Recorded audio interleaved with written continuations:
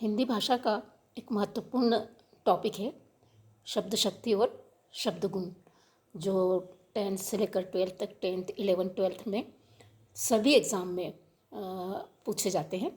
और तो आज हम शब्द शक्ति पढ़ेंगे।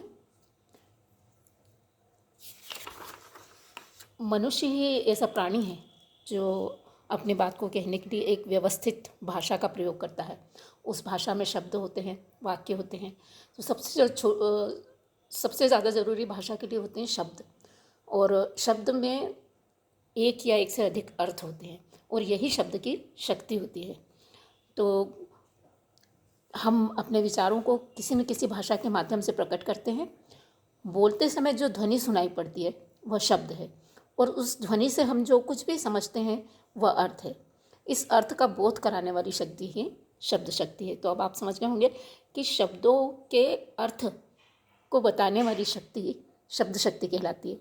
परिभाषा इस प्रकार है: शब्द के अर्थ का बोध कराने वाली शक्ति या व्यापार को शब्द शक्ति कहते हैं। व्यापार है ना, एक बातचीत करने का एक माध्यम। अब शब्द शक्ति जो है वो 3 प्रकार की होती है: अमिधा, लक्षणा और व्यंजना। ये शब्द शक्ति के प्रकार हैं। अमिधा शक्ति, जिस शब्द शक्ति से किसी शब्द के प्रचलित या मुख्य अर्थ का बोध हो, वह अमिधा शब्द शक्ति कहलाती है। अब जो बात कही जा रही है उसको हम जब ज्यों का त्यों समझते हैं, उसका कोई अलग अर्थ नहीं निकलता है। उन शब्दों का जो अर्थ प्रचलित है, जो जाना जाता है, वही अर्थ निकल रहा है, तो वह अमिधा शब्द शक्ति होती है। जैसे शाम सुबह 10 बजे विद्यालय जाता है। अब ये जो वाक्य है इससे कोई अलग अर्थ नहीं निकलता है।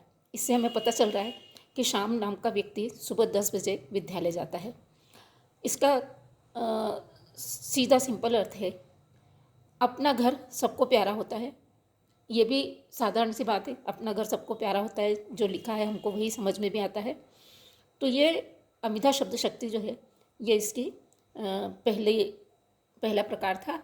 अब हमें ये देखना है कि शब्द शक्ति में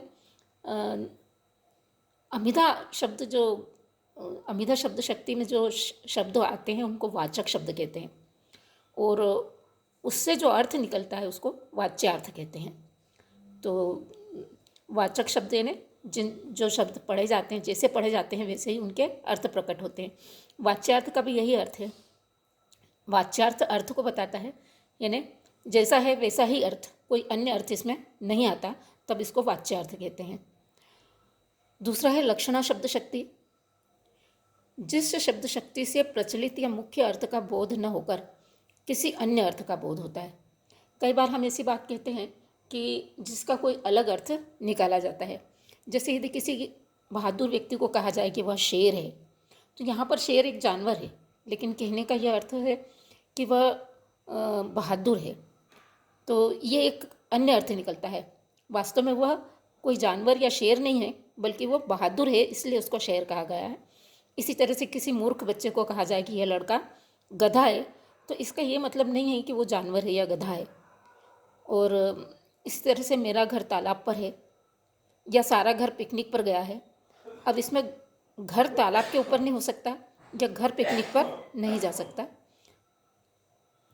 तो ये लक्षणा शब्द शक्ति है। एक कहावत है कि चुल्लू भर पानी में डूब मरना।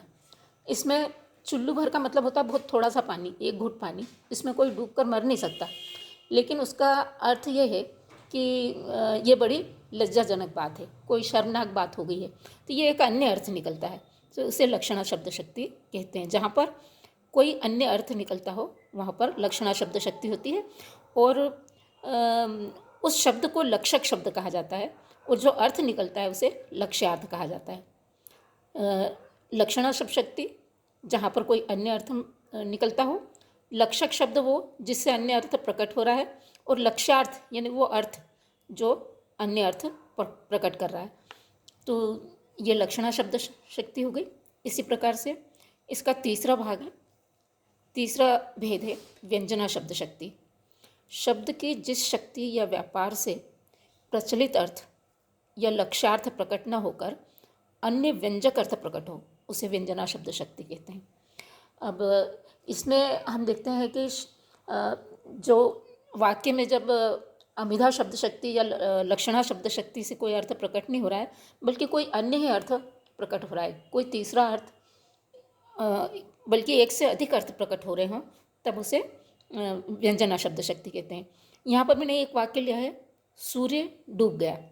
अब सूर्य डूब गया, इसका अमिता शब्द शक्ति से अगर हम देखें तो इसका अर्थ होगा कि सूर्य का लाल गोला जो है वो क्षितिज के पीछे छिप गया है। लेकिन इसके कई अर्थ भी निकलते हैं। जैसे सूर्य डूब गया का अर्थ है चरवाहे के लिए घर जाने का समय, जो पशु चराने के लिए घर से निकलते हैं, शाम होने के समय वो घर लौटते हैं। पक्षी भी शाम होने के समय घर लौटते हैं, तो ये पशु पक्षियों के घर जाने का समय होता है, सूर्य डूब गया, इसलिए कहा जाता है। दूसरा है, एक भक्त के लिए सूर्य डूब गया का अलग अर्थ होता है, उसके लिए संध्या वंदन का समय हो जाता है, प्रार्थना का समय हो जाता है, दीपक जलाने का। तो एक भक्त के लिए सूर्य डूब गया का अलग अर्थ है। इसी प्रकार से गृहिणी के लिए सूर्य डूब गया का अलग अर्थ है। उसका अर्थ है कि अब उसे घर में दीपक जलाना है या वो रसोई के काम करना है। तो अलग अलग व्यक्ति के लिए इसके अलग अलग अर्थ हैं, इसलिए इसे व्यंजना शब्द शक्ति कहते हैं। और काव्य में व्यंजना शब्द शक्ति का बहुत अधिक उपयोग होता है। किसी अन्य चीज़ को लक्ष्य करके और अनेक चीज़ों को लक्ष्य करके व्यंजना शब्द शक्ति का प्रयोग करके कविताएं लिखी जाती है। तो ये एक महत्वपूर्ण टॉपिक आज हमने देखा।